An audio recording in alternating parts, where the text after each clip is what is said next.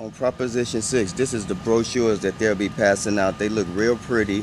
And look what they say right here. It say, do you want a safer neighborhood? Everybody want a safer neighborhood. But one thing you have to realize, you have to read the small print. These are the reasons that I'm voting no on Prop 6. So don't see this little pretty brochure and get fooled. Make sure you take time out to read the small print on the back.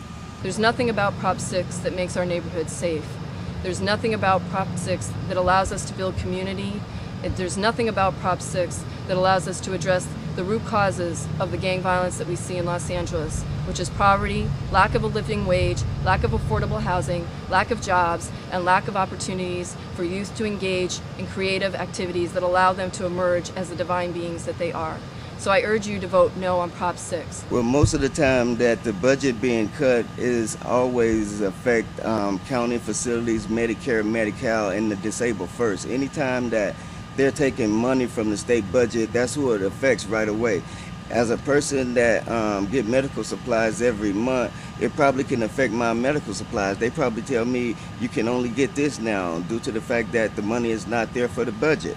We currently spend $8.7 billion out of our California General Fund funding the Department of Correction and so-called rehabilitation.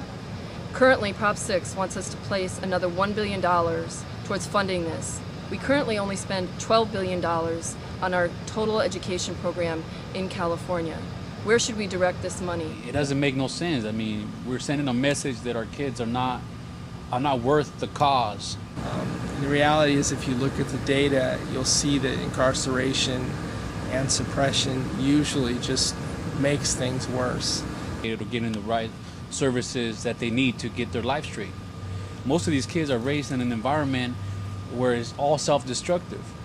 So if you're raised in an environment where everything is just falling apart, that's the kind of person you're going to become. So instead of building prisons, why not build more community service, having more after-school programs where these kids could work on their self-esteem, work on their self-confidence, and be able to really give to society as they grow up and become somebody in life. There is nothing within the correction departments that's rehabilitative.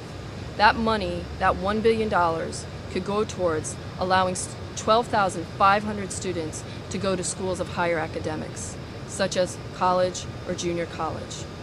That $1 billion could fund after-school programs in arts, education, athletics, theater, writing, whatever creative talents our youth have and possess.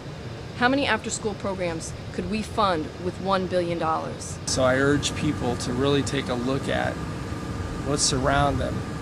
It's in everybody's neighborhood. And please vote no on Proposition 6 until we can get a bill where the money is spent in the areas that it really needs to be.